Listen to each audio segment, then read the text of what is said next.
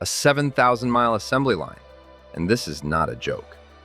At one point, Cadillac decided that building body shells in Italy and then flying them to the United States was a great idea, all for the sake of a Made in Italy label and the Pininfarina name, which were supposed to give the car an edge. But, as usual, it turned out to be more complicated than that.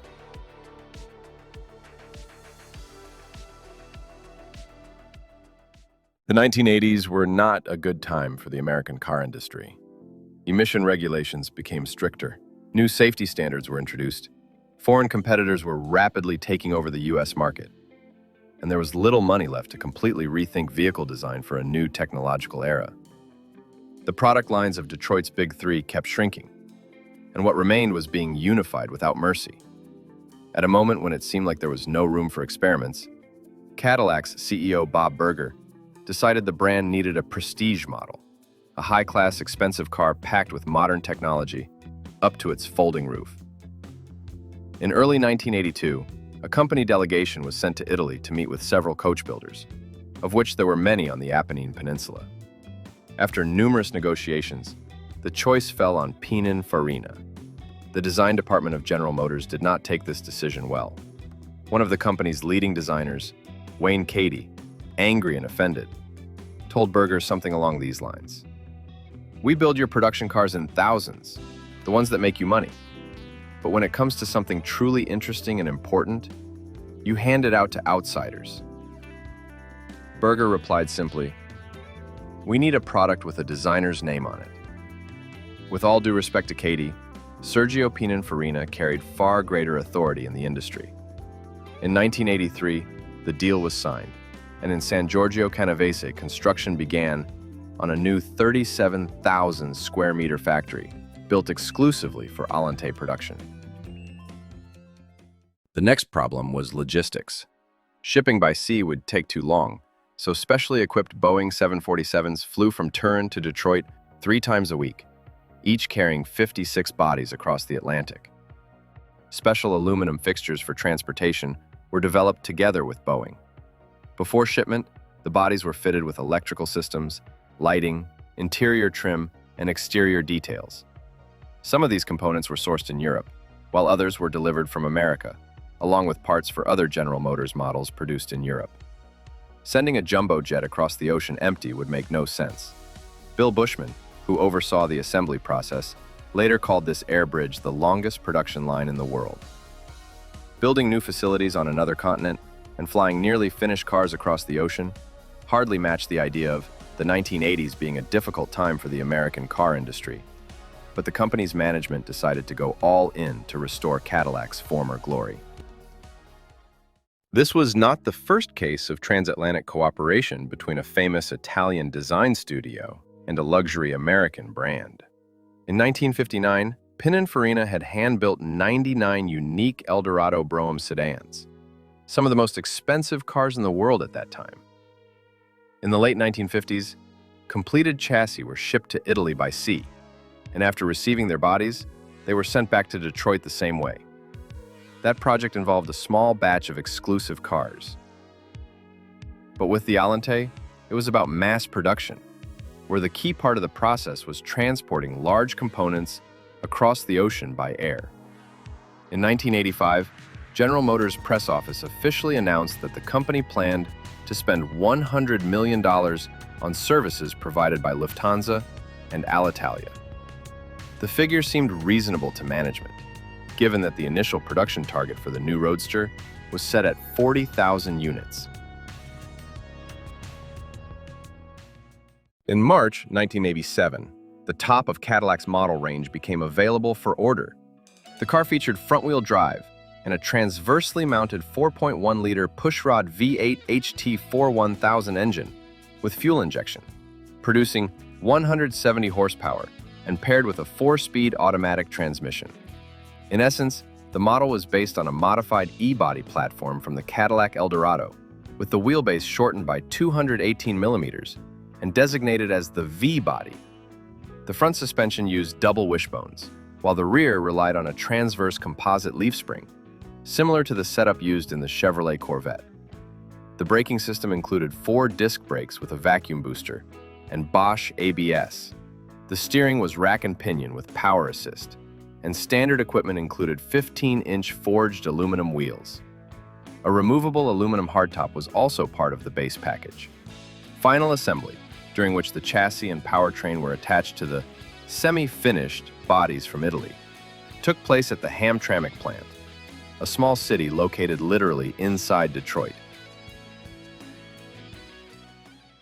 The interior fully matched Bob Burger's ambitions. Luxurious Recaro seats with multiple adjustments, a Delco GM Bose audio system, full power equipment, extensive leather trim, and the digital instrument panel. At the buyer's request, it could be replaced with a standard analog cluster. In 1987, the only optional feature available was a cellular phone. All this luxury came at a hefty price of $54,700. Later, some features that were initially part of the standard equipment became optional extras, which looked openly disrespectful toward the target audience when compared to competitors. The luxurious Lincoln Mark VII Coupe started at $23,770, and the Cadillac Eldorado cost $30 less. This placed the Allanté in the price territory of high-end European brands from Britain and Germany, rather than within its native personal luxury segment. At such a price, expecting the planned 6,000 to 8,000 annual sales was overly optimistic. In 1987, the U.S. market absorbed about 3,800 Jaguar XJS and 2,600 Porsche 928 units, although the former was already outdated, and the latter followed a completely different philosophy. The car was received fairly well, with positive reviews in the press, and Sergio Pininfarina himself attended the presentation for the brand's top 100 dealers. Yet there was also fair criticism. The flagship was faulted for its temperamental, manually operated folding top, hard seats, sluggish performance from the 170 horsepower engine, and mediocre build quality. An average of 9 seconds to 60 miles per hour did not fit well with the stiff sport seats, and any flaws in panel alignment looked unacceptable at such a price. Bill Bushman later recalled, "The factory in Italy had excellent specialists with the highest qualifications, and the workshops were as clean and orderly as an operating room. The problem was different. They simply weren't used to the tolerances we required." Those familiar with Italy's small series car industry of that era will understand exactly what Bushman meant. In the first year of production, 3,363 units found their owners, a result the management could hardly consider satisfactory. Work on the mistakes began immediately. In 1989, a new 4.5-liter LW2 engine with 200 horsepower was introduced, along with shock absorbers whose stiffness varied with speed. At the same time, the overall build quality of the cars shipped from Italy improved. 2 years later, the model finally received a power-operated soft top. By 1992, sales had dropped to 1,931 units, and the number of transatlantic flights was reduced from 3 to 1 per week. Then Cadillac's leadership played its last card. It came in the form of the new 4.6-liter all-aluminum 32-valve DOHC Northstar V8, producing 295 horsepower. Acceleration to 60 miles per hour dropped to 6.2 seconds, according to Car and Driver. It was something everyone had long awaited, but the timing was already lost. The plan worked only partially. 1993 became the record year for the Allanté, with 4,670 units produced.